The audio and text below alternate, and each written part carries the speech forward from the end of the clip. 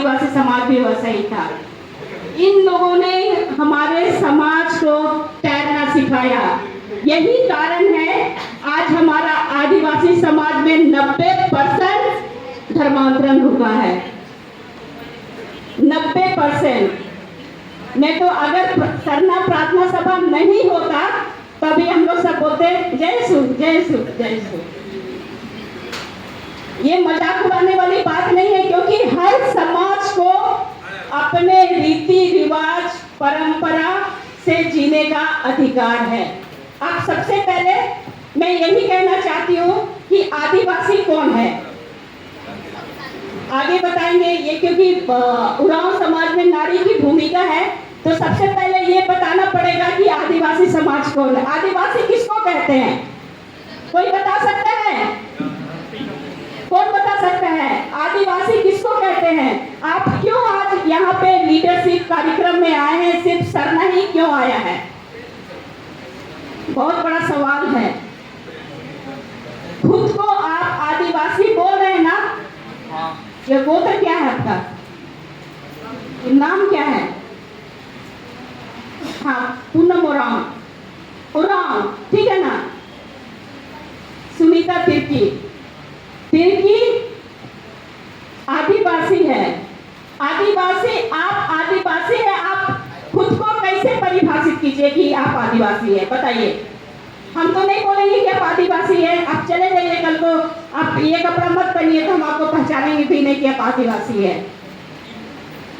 खुद की पहचान को बरकरार रखने के लिए और हम खुद को जानने के लिए कि हम आदिवासी है, ये भी जानना जरूरी है। तभी आप में कट्टरता और अपने समाज के प्रति आपको प्यार होगा। आज बरखा लकड़ा पूरा देश विदेश इसलिए घूम रही है क्योंकि उसको अपने समाज से प्यार है। वो जानती है कि किस समाज की वो बेटी है। आपके समाज में जिन माओ ने जितनी वीर वीरांगनाओं को जन्म दी है वो कोई समाज नहीं दिया है। आपको पता है आपका समाज इतना सुंदर समाज है, इतना बहादुर समाज है कि विश्व का कोई समाज आपके समाज से कोई मुकाबला नहीं कर सकता है। वो आप लोग उस वंशज के आप लोग वंश हो। ये चीज आप लोग अपने मन में बैठा लीजिए। आदिवासी कोई कमजोर समाज नहीं है, पता है? आदिवासी कोई कमजोर समाज नहीं है। आदिवासी पूरे विश्व पे राज किया है, लेकिन आज जो कारण है, आज धीरे धीरे धीरे धीरे आदिवासी गर्भ में ढकेलता जा रहा है। आदिवासी धीरे धीरे धीरे खत्म होते जा रहा है। इसका कारण भी क्या है, ये भी एक बहुत बड़ा सवाल है। तो जो मैं सवाल बोली हूँ कि आपको आदिवासी खुद को प्रूव करने के लिए आपकी अपनी व्यवस्था होनी चाहिए, आपकी परंपरा होनी चाहिए, आपकी भाषा होनी चाहिए, आपकी गोत्र टोटम होनी चाहिए। आप जो जगह जमीन से आते हैं, दूर दराज में रहते हैं, आपका अलग भूमिखंड होना चाहिए। आपका जो रिचुअल है, धार्मिक व्यवस्था है, जो अन्य व्यवस्था से अलग है, वो होना चाहिए। तभी आप अपने आप को आदिवासी परिभाषित कर सकते हैं। नहीं तो यूएनओ भी कहता है, यूनाइटेड नेशन ऑर्गेनाइजेशन है, वो बोलता है कि आदिवासी को खुद को परिभाषित करने के लिए सबसे पहले उसको अपना टोटम को बचाना, अपना गोत्र को बचाना होगा, क्योंकि आदिवासी का सारा चीज जुड़ा हुआ है प्राकृतिक से।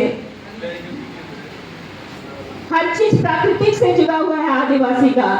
तो आपका गोत्र है, आपकी खान पान है, आपका पहनावा है, आपका भाषा है, आपका जगह जमीन है, आपका जंगल है, आपका जमीन है, ये है आपको आदिवासी परिभाषित करती है।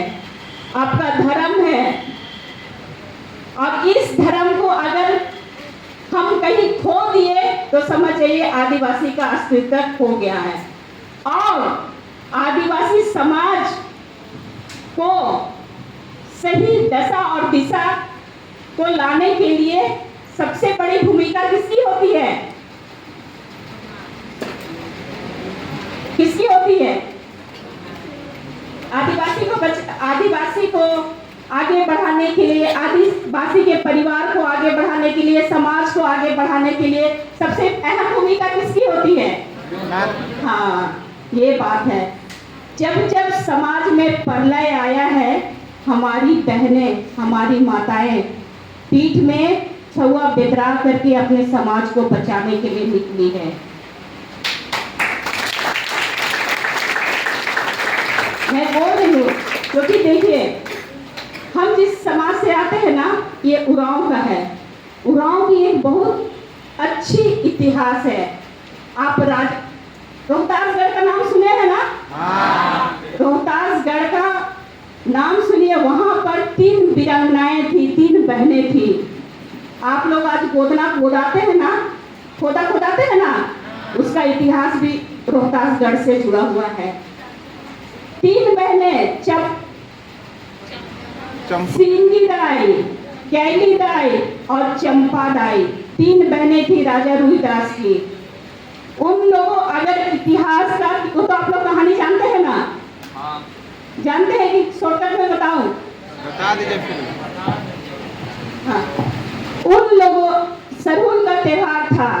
सेंद्रा करने के लिए गांव का, रोहतासगढ़ में गांव का हमारे जो पुरुष भाई लोग थे, वो लोग जंगल गए थे।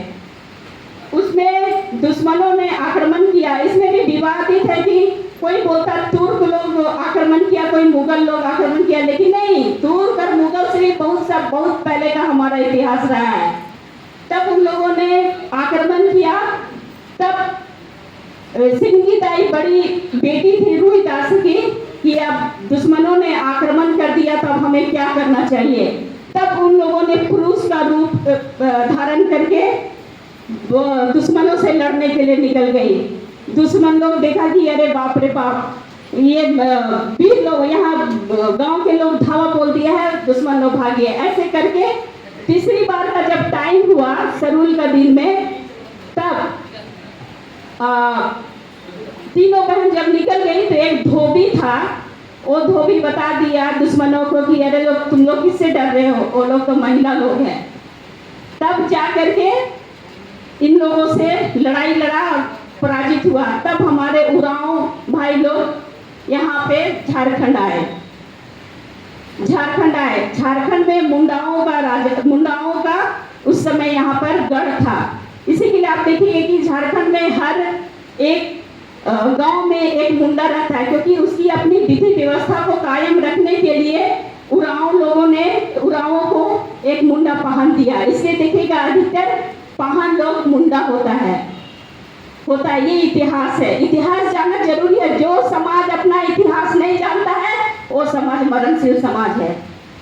आप लोगों को अपना इतिहास जानना पड़ेगा कि आप कहाँ से आए हो। आज तिरकी एका खलखो बैठे हुए, तो हमारा उद्गम स्थल कहाँ से है पता है ना भाई, कि हम कहाँ से, हिमालय से निकलते हैं, समुद्र में मिल जाते हैं। पता तो चलता है कि उद्गम स्थल कहाँ है। तो वैसे हमको जानना पड़ेगा कि हमारा इतिहास कहाँ का रहा है, ये है।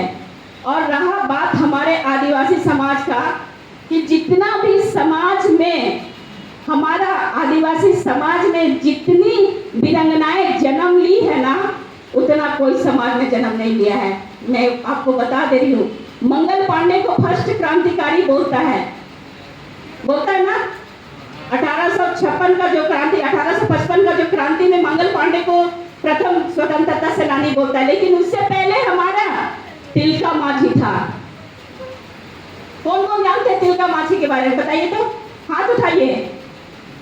सुनिए, लेकिन कितना दुख की बात है, कितना दुख की बात है कि जो इतिहास हमारा गौरवमयी इतिहास है, जिसकी टक्कर कोई गैर आदिवासी से छोटी है। मुगलों ने भी कभी साहस नहीं किया, अंग्रेजों ने भी कभी साहस नहीं किया हमारे पुरखों के सामने लड़ने का।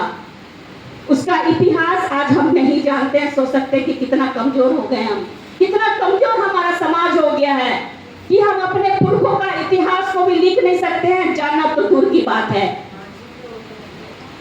और हमको जानना चाहिए, अपने समाज का इतिहास को जानना चाहिए, क्योंकि आपको पता होना चाहिए कि आपके शरीर में जो खून बह रहा है वो बहुत शक्तिशाली पुरखों का खून है, जिसने कभी झुका नहीं, मुगलों के सामने कभी झुका नहीं, अंग्रेजों के सामने कभी नहीं झुका।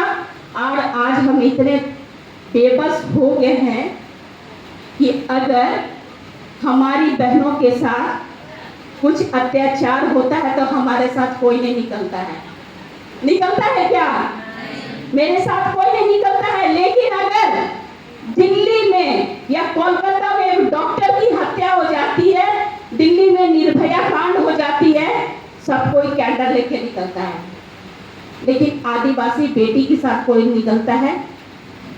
छत्तीसगढ़ में हमारा आदिवासी इलाका में हमारी बहनें के साथ आए दिन उन लोगों के साथ बलात्कार हो रहा है, कितनी जातियां हो रही है, सब उसको नक्सली बोल करके दरकिनारे कर दे रहा है, उसके लिए कोई आवाज नहीं उठा रहा है। लेकिन अगर एक गैर आदिवासी के को अगर मतलब कि हत्या हो जाएगी या उसके साथ अगर दुराचार होता है, पूरा देश, पूरा मीडिया, पूरी सरकार, पूरा सदन, लोकसभा, राज्यसभा, मीडिया, सब जगह बहस होता है। लेकिन हमारी आदिवासी बेटी के लिए कोई आवाज नहीं उठाता है। आप सबको अपनी ताकत बननी पड़ेगी। बनने के लिए तैयार है ना? आप समझिए, आपको अपनी ताकत बननी पड़ेगी, क्योंकि आप समाज के स्तंभ है, आप समाज के सारथी है। आपके हाथ में भूत है, आपके हाथ में वर्तमान है, आपके हाथ में भविष्य है। आपको निर्माण करना पड़ेगा, आपके आने वाले के लिए सुरक्षित रखना पड़ेगा, आपके धरोहर को, आपकी संस्कृति को, आपकी व्यवस्था को। अगर ये धरोहर, ये व्यवस्था हम नहीं बचाए तो आपको समाज को डूबने से कोई नहीं बचा सकता है। किसी की हिम्मत नहीं होगी उसको बचाने की। इसी के लिए हर बेटी, यहाँ पे आप लीडरशिप लिखे हुए ना, लेकिन आदिवासी समाज में कभी कोई लीडर नहीं रहा है। हर आदमी एक लीडर है। हमारा समाज ही सामूहिकता आधारित समाज रहा है। हमको किसी नेतृत्व की जरूरत नहीं है, क्योंकि वो लोग हर चीज मिल बांट के किया है। हमारे समाज में ऐसा समाज है। तो आज जो भी बात मैं बता रही हूँ रहा कि देखिए, कभी कभी बहुत बुरा भी लगता है कि हमारे लिए कोई नहीं निकलता है। हम जहाँ जाते हैं हमारे लिए कोई शक्ति नहीं आती है, हमारे लिए कोई राज्यसभा में नहीं बोलता, हमारे लिए कोई विधानसभा में नहीं बोलता है। तो फिर हमारे लिए कौन बोलेगा? हमारे लिए कौन बोलेगा? ऐसे ही संगठन बना करके हमको देखना होगा कि हमारा क्या है। हमारे वर्तमान में आने वाले कल के लिए भी हमको बचा के रखना पड़ेगा हमारे धरोहर को। सबसे पहली बात ये जान जाइए कि देखिए, हम सब जितने लोग भी हैं सब प्रकृति को मानते हैं। प्रकृति से बड़ा विज्ञान कुछ नहीं हो सकता है। प्रकृति का जो विज्ञान है ना, उसके सामने भी कृत्रिम विज्ञान घुटना टेकता है। हम जो भी बोलते हैं, हम जो भी लिखते हैं, या जो भी हम समझ रहे हैं, वो सारा चीज हमारे पुरखों ने बहुत पहले ही तय कर दिया है। जो भी हमारे पुरखे थे, उन लोगों ने हमारी जो भाषा थी, हमारी जो संस्कृति, हमारी जो सभ्यता, सब अपने जुबान पे लिखे। हमारा देखिएगा, हमारा आदिवासी का कोई भी चीज हमारा न वेद में लिखा हुआ है, न पुराण में लिखा हुआ है। हमें किसी भी साहित्य को लिखने की जरूरत नहीं पड़ी थी।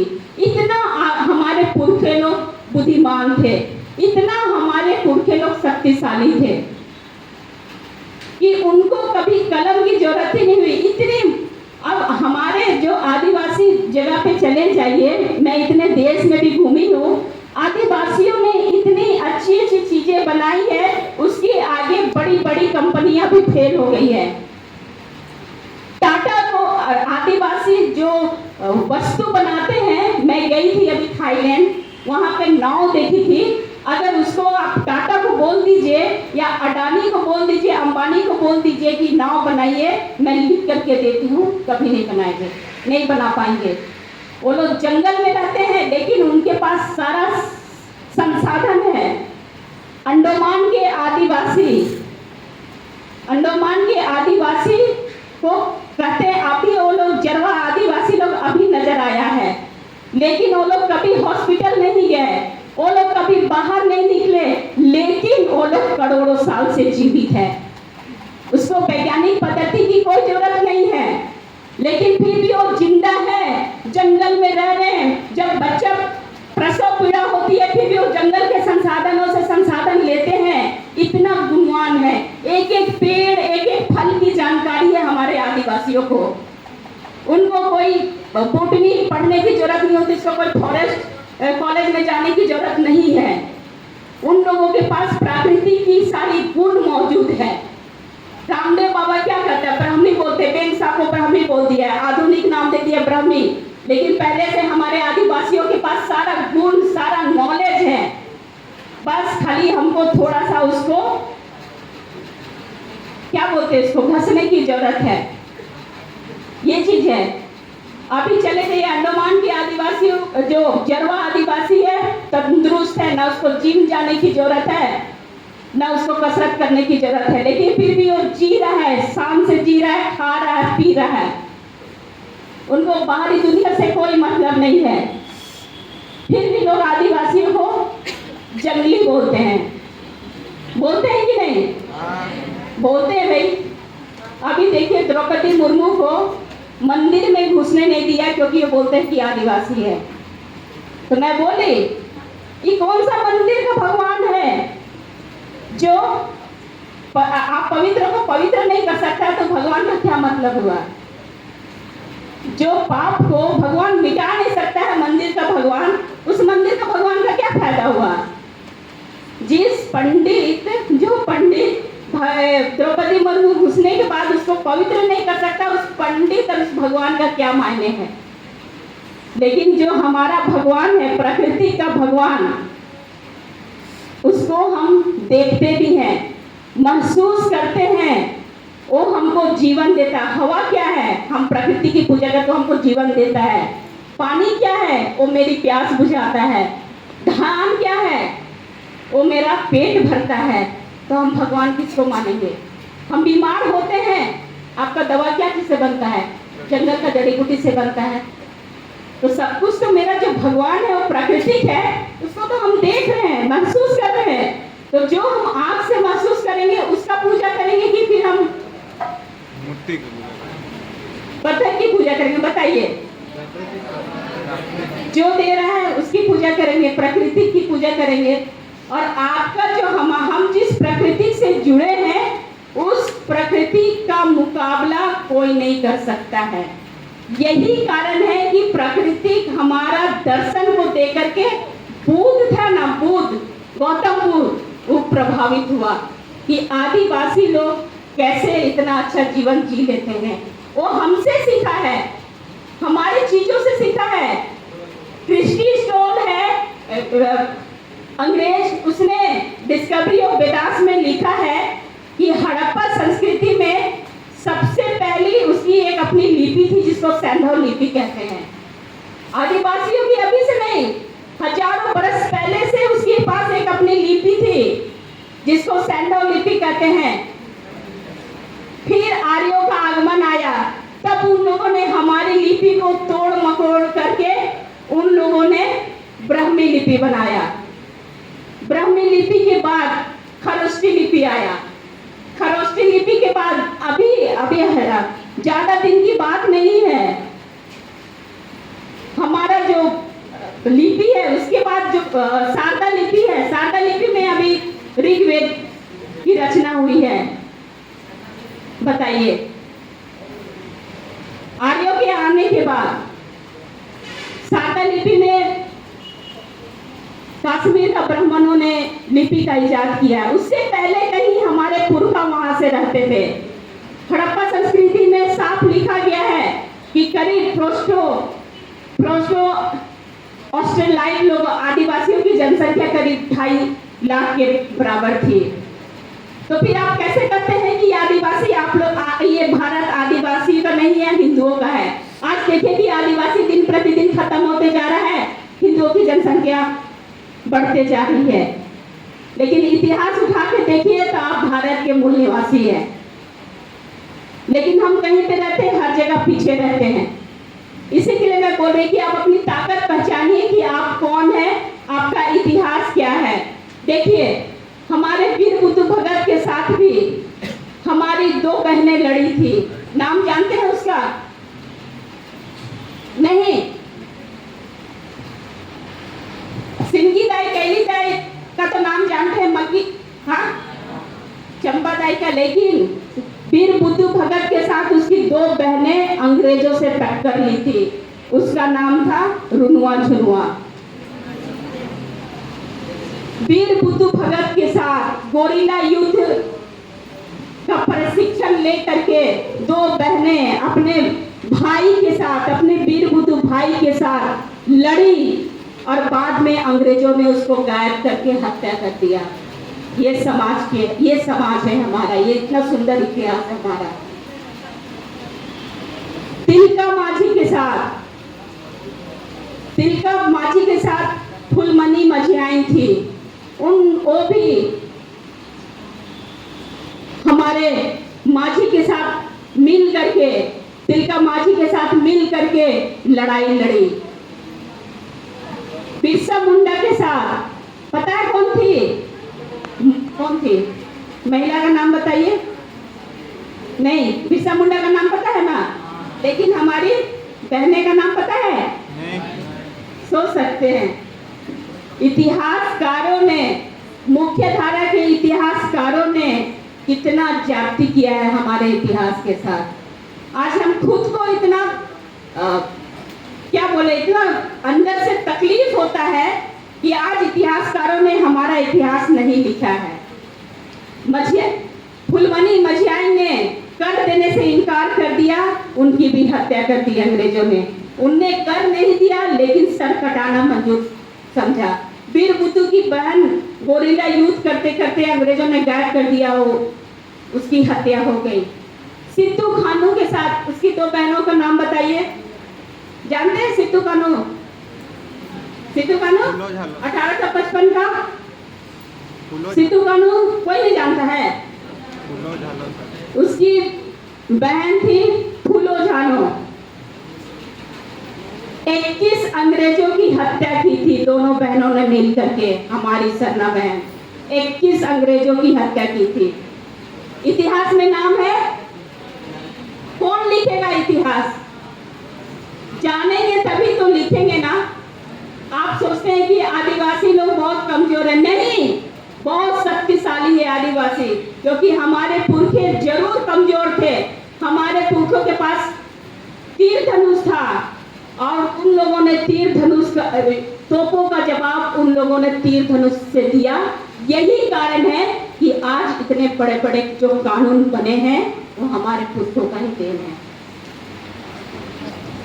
जो भी कानून बना है, CNT एक्ट, छोटा नागपुर टेनेंसी एक्ट, ये हमारे पुरखों की लड़ाई का है। ये तीर धनुष का, तोप का जवाब तीर धनुष से है, उसकी है CNT एक्ट, छोटा नागपुर टेनेंसी एक्ट, छोटा नागपुर काश्तकारी अधिनियम, संथाल प्रगना कानून 1949, वो भी हमारे पुरखों का बलिदान है, सिद्धू कानू का बलिदान है। हमारे वीर बुद्धू भगत लोगों ने लड़ा, तब विल्किंसन रूल आया।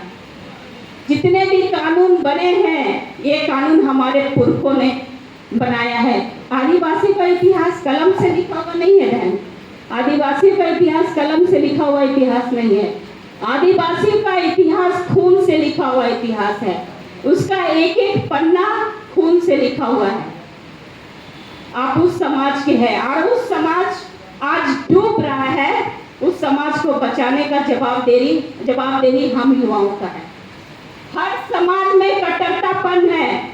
मुस्लिमों का देखिए धर्म ग्रंथ में एक कॉलम नहीं बदला है, लेकिन हमारे आदिवासी पानी के जैसा है, जिधर जिधर जगह मिलता है उधर उधर बहते जा रहा है कि नहीं?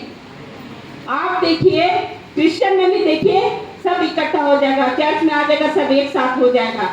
लेकिन हमारा जो सरना लोग है, पानी का डहर जैसे धीरे धीरे जगह मिल रहा है उधर उधर बहते जा रहा है। लेकिन उनको पता नहीं कि सबसे ज्यादा शक्तिशाली, सबसे ज्यादा प्रभावी हमारा समाज ही रहा है। क्योंकि हम जान गए हैं कि हम किस समाज के, इसलिए मेरे में इतनी कट्टरता। लोग मुझे बुलाते हैं बोलते हैं कि देखो एक बेटी पूरे भारत में नेतृत्व कर रही है, आज मेरा पूरे भारत में संगठन बन गया है। मेरा उम्र कोई ज्यादा नहीं है, छोटा है, लेकिन मुझे अपने आदिवासी के प्रति कट्टरतापन, आदिवासी के प्रति प्यार, आदिवासी का प्रति लगाव के कारण आज हम आप लोग के सामने खड़े हैं।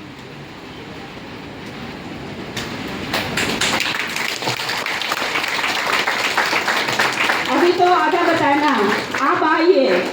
तेलंगाना खड़िया का नाम कौन जानता है? इतिहास तो जानते हैं। उसके साथ उसकी पत्नी रत्नी खड़िया उसके साथ हमेशा कांधे से कांधे मिला के चली है। बिरसा मुंडा के साथ सिल्की, थलकी, मक्की मुंडा साथ मिलके चली है।